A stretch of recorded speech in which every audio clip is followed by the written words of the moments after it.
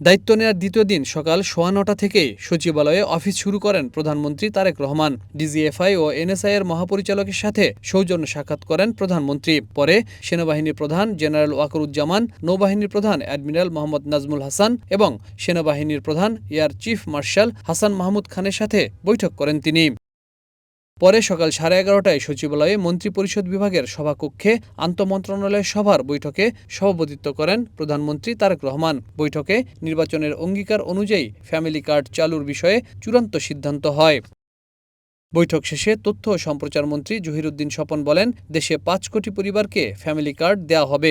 অর্থ মন্ত্রণালয়ের অধীনে কমিটি করে ফ্যামিলি কার্ড বিতরণ করা হবে বলেও জানান তথ্যমন্ত্রী। পর্যায়ক্রমে দেশের প্রায় 5 কোটি ফ্যামিলিতে আমরা ফ্যামিলি কার্ড দিব। আমরা সেটাকে মাথায় রেখেই বাস্তবায়নযোগ্যভাবে শুরু করব।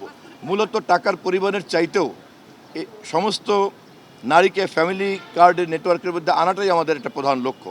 পর্যায়ক্রমে এটাকে আমরা আরও উন্নত করতে পারবো। অগ্রাধিকারের দিক থেকে আমরা এই মুহূর্তে যারা হতদরিদ্র, যারা আপনার প্রতিবন্ধী, বিধবা, এই ধরনের পশ্চাৎপদ যারা, আমরা তাদেরকে গুরুত্ব দিয়ে এগোবো, বাট পর্যায়ক্রমে সবাই আসবেন। বন, পরিবেশ ও জলবায়ু বিষয়ক মন্ত্রী আব্দুল্লাহ আল মিন্টু বলেন, সরকারের নির্বাচনী ইশতেহার অনুযায়ী ফ্যামিলি কার্ড দেওয়ার বিষয়ে চূড়ান্ত সিদ্ধান্ত দিয়েছেন প্রধানমন্ত্রী। বলেন, রমজানের আগেই পাইলট প্রকল্প হিসাবে কার্ড দেওয়া শুরু করা হবে।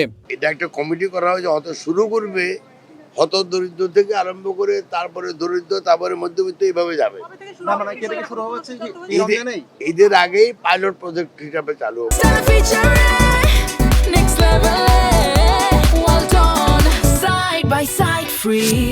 বিকেলে সচিবালয়ে মন্ত্রিপরিষদ বিভাগের সভাকক্ষে আন্তঃমন্ত্রণালয়ের আরেকটি বৈঠকে সভাপতিত্ব করেন প্রধানমন্ত্রী তারেক রহমান। বৈঠকে সিদ্ধান্ত নেওয়া হয় গাছ লাগানো এবং খাল কাটা কর্মসূচি কিভাবে বাস্তবায়ন করা হবে তা নিয়ে। বৈঠক শেষে বন, পরিবেশ ও জলবায়ু বিষয়ক মন্ত্রী আব্দুল্লাহ আল মিন্টু বলেন, মে মাস থেকে বৃক্ষরোপণ কর্মসূচি চালু হবে।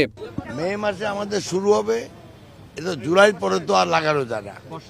এবছর তো এত 5 কোটি আগে চারা করা হয় নাই। এখন আমরা আমাদের যে 3টা ডিপার্টমেন্ট যেখানে যেখানে চারা পাওয়া যায়, আমাদের এগ্রিকালচার ডিপার্টমেন্টের কিছু আছে, আমাদের এনভায়রনমেন্টের ফরেস্টের কিছু আছে, আরেকটা কোথায় যদি আছে, আর প্রাইভেট সেক্টরও আছে নার্সারিগুলোতে। এগুলো সব খোঁজ করে যা পাওয়া যায় সবে আমরা লাগাবো। পানি সম্পদ মন্ত্রী শহীদউদ্দিন চৌধুরী আনি বলেন, 1 মাসের মধ্যে খাল খননের বিষয়ে সিদ্ধান্ত গ্রহণ করা হবে।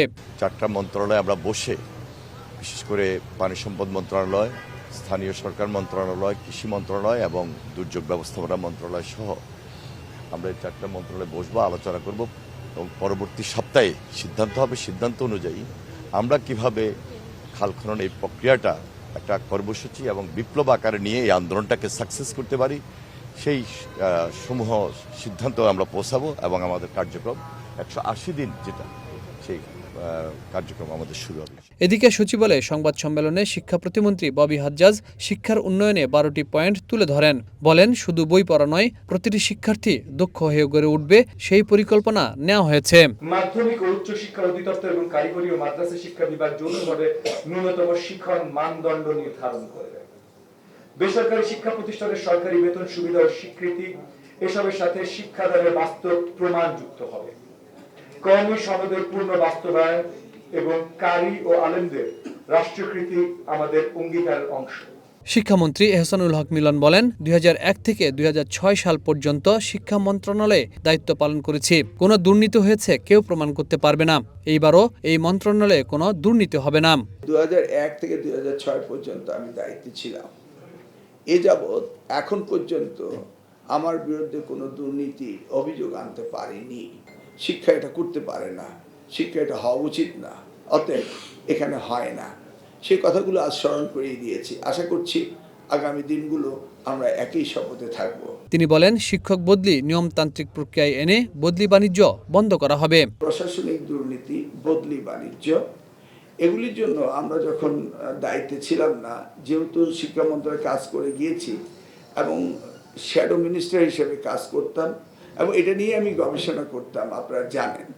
সেই সময়ে আমাদের ভাবনা অনেক কিছু ছিল। আসলে পৃথিবী অনেক এগিয়ে গিয়েছে। আমরা এই বিষয়গুলোকে অটোমেটিক সিস্টেম, অর্থাৎ আমরা এমন অ্যাপস করব যেখান থেকে বদলির সম্ভাবনা কার কোথায় কিভাবে হতে পারে তদবিরবিহীন এবং তাদের রেজাল্টের উপর বেসড করে এই ধরনের একটা প্রস্তুতি আমার রয়েছে। মব করে কোনো দাবি আদায় করার কোনো সুযোগ নেই বলেও জানান তিনি।